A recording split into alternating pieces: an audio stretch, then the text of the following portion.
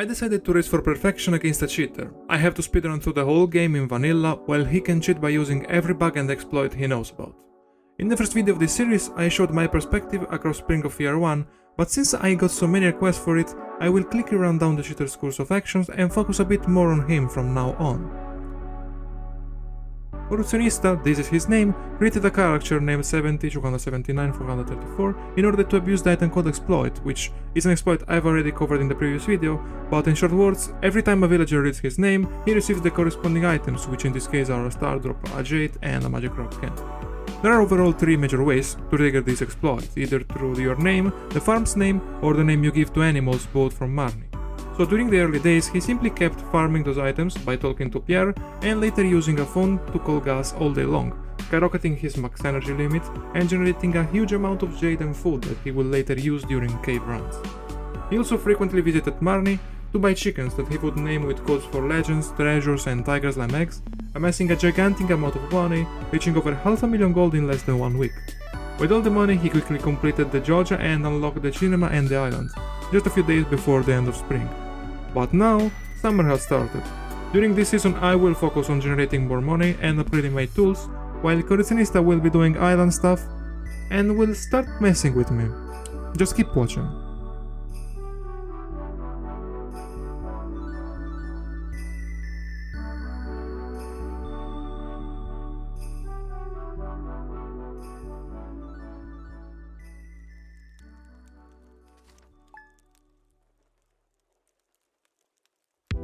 On the first day of summer nothing interesting happens. I spend the whole day in the school cavern looking for iridium. I still have a very weak weapon though, so the process is very tedious.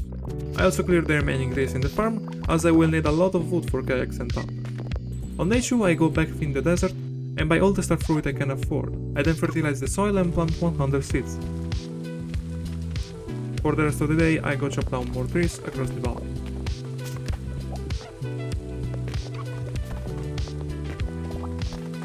On day 3, 4, 5 and 6, I spam floor 41 in the mines to kill dustman sprites, as I want to unlock the burglar ring. And I also need coal, a lot of coal.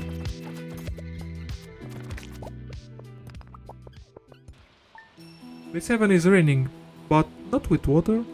This is one of the new events added in the 1.6 update and it's definitely my favorite one.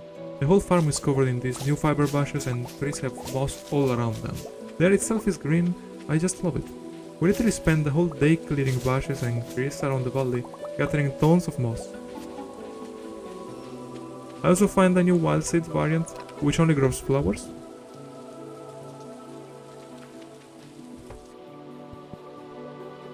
At the end of the day I reach level 5 gathering. I also make about 20k gold by selling iron and gold bars.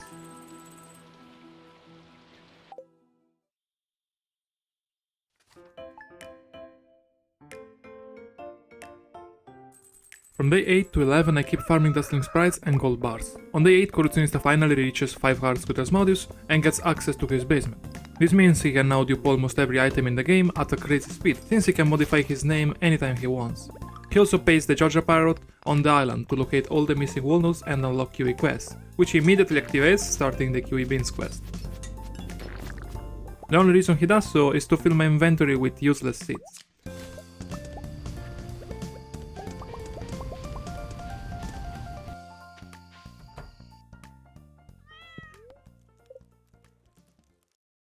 On day 10 I buy a second batch of starfruit seeds, which I proceed planting on the following day, reaching level 8 farming and finally unlocking the keg crafting recipe. On day 12 I upgrade my pickaxe to iridium, then kill the remaining dusting sprites and unlock the burglar ring.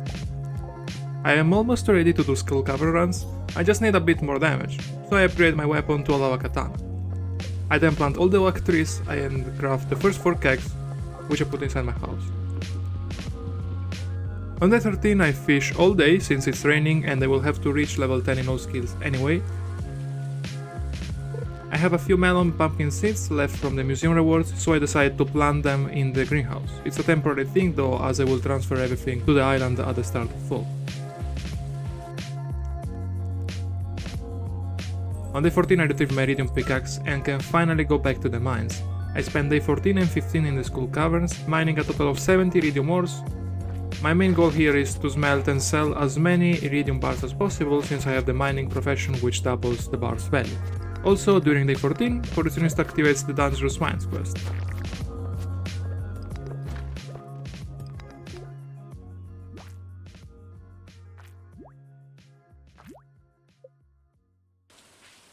From day 16 to 21 I go down the Dangerous Mines, and thanks to the Burger Ring I get a lot of great drops from mobs. On day 16 I find the Prismatic Shard and another Ancient Seed. On day 17 I use the Prismatic Shard to get the Galaxy Sword, then Corruptionista joins me and we manage to reach level 31. On day 18 I buy from the bookseller the book's price catalog and Way of the Wind Part 1, so I can now see item values and I run a bit faster. I also find another Ancient Seed. On day 19 I get another Prismatic Shard, and on day 20 I harvest a Starfruit and plant a new badge. Big mistake. Then I go back to mining and find the Monster Companion. On day 21 I finally reach the bottom of the mines, and since I made a lot of gold by selling bars, I buy the Galaxy Hammer.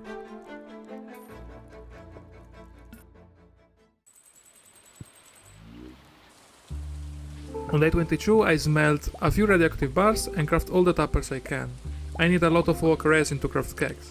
Then I go to do Skull Cavern runs, where I found a lot of slimes, which is good because I'm trying to get the slime ring. During the night we get the mystery box event, so we can now find mystery boxes around the valley. On day 23 I craft more lightning rods, then farm hardwood in the mines and visit the island. I buy from Kiwi the key to the town and the heavy tapper side. I spend the rest of the day clearing the island's farm, as I will transfer everything there in a few days. Also during the night, a witch visits our chickens.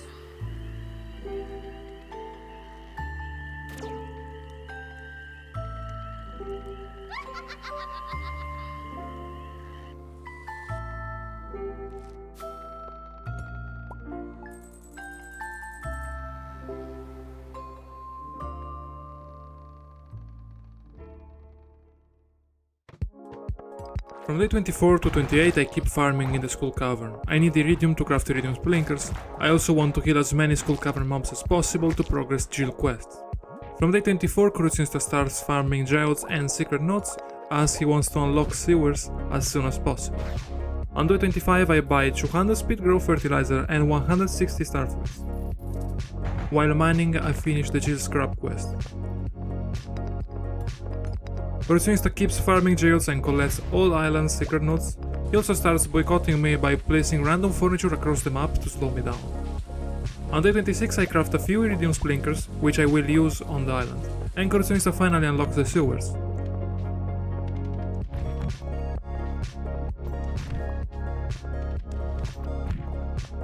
On day 27 we receive a sewers key.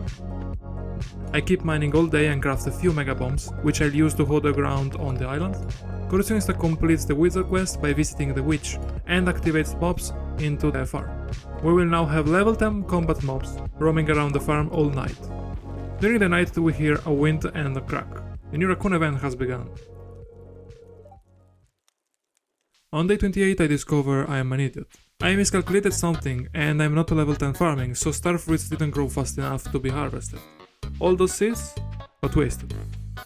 I still have the 161 I bought for the island, so I prepare a chest with all the things I will need on the island once I transfer them. Things like resources, bombs, furnaces, kegs, which I'll add later, and 3 seeds. I need a lot of food to craft as many kegs as I can. I then spend the rest of the day fishing.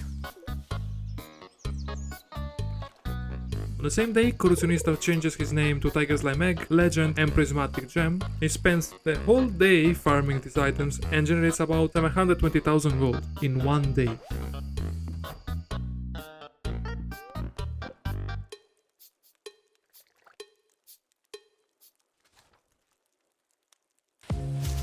And there it goes, the second season has already concluded.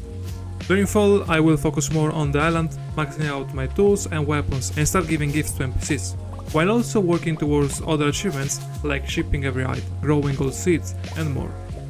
Let's go!